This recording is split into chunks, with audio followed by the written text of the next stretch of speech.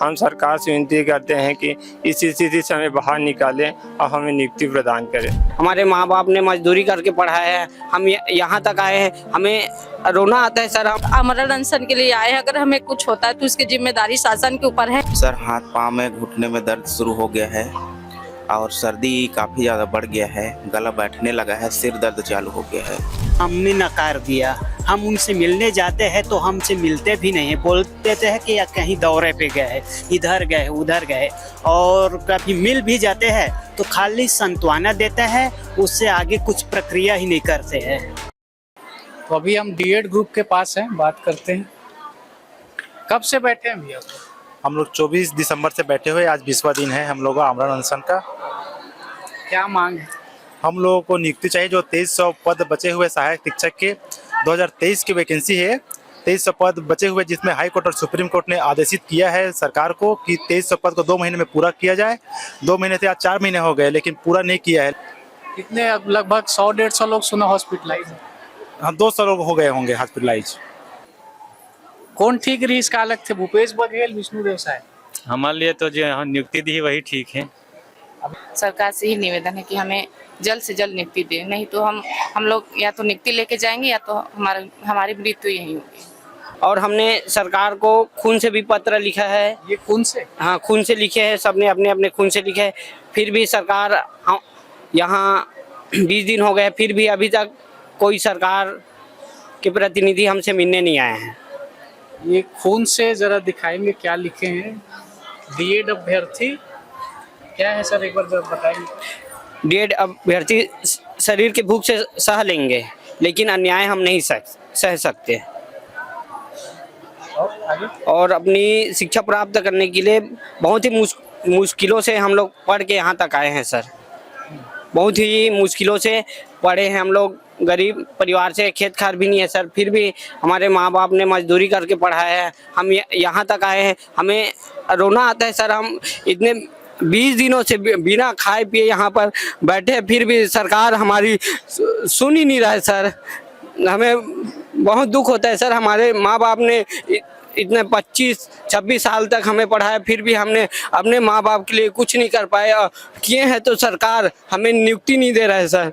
देखिए सर, मैं यही बोलना चाह रही हूँ कि आज 20वां दिन है, अगर किसी भी साथी को कुछ हो जाता है, लगातार यहाँ से 10 से 12 हॉस्पिटलाइज हो रहे हैं। हमारे साथी लोगों की स्थिति ऐसा है कि कभी किसी का हाथ इतना ठंडा पड़ जाता है, देखने से हम लोगों को डर लग जाता है। लेकिन हम लोग तो यहाँ शपथ पत्र आमरण अनशन के लिए आए हैं, अगर हमें कुछ होता है तो इसकी जिम्मेदारी शासन के ऊपर है, ऐसा हम लोग तो जमा कर चुके हैं सीएम साहब के तो यहाँ। मैं जसपुर जिले से हूँ सर, जहाँ हमारे माननीय मुख्यमंत्री जी का निवास स्थान है जिला जसपुर जी, मैं वहाँ से आई हूँ।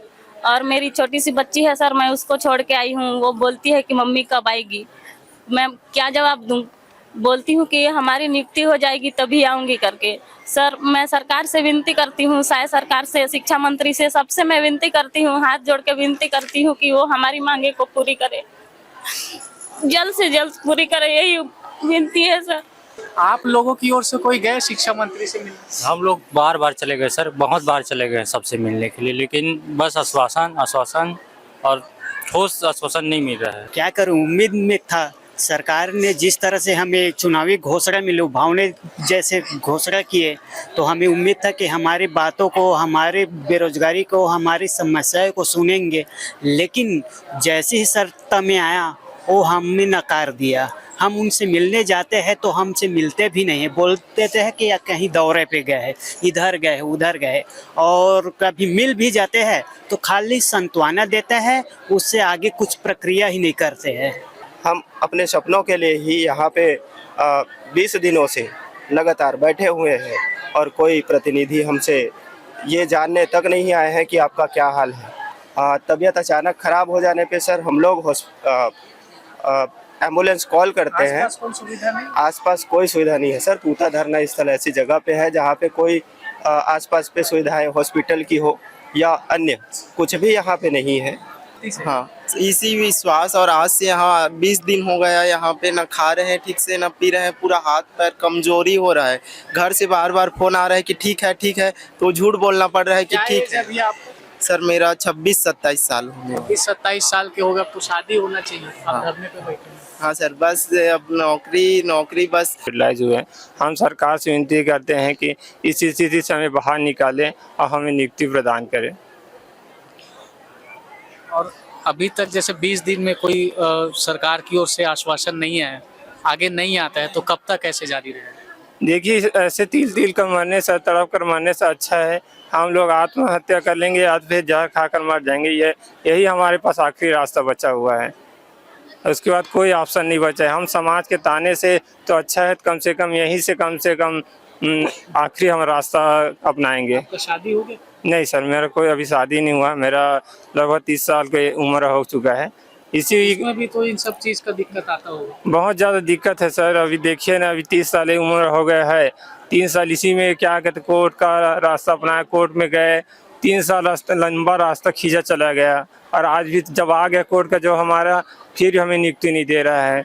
कितना विडम्बना है सर कि अभी तक हमें नियुक्ति नहीं मिल पा रही है।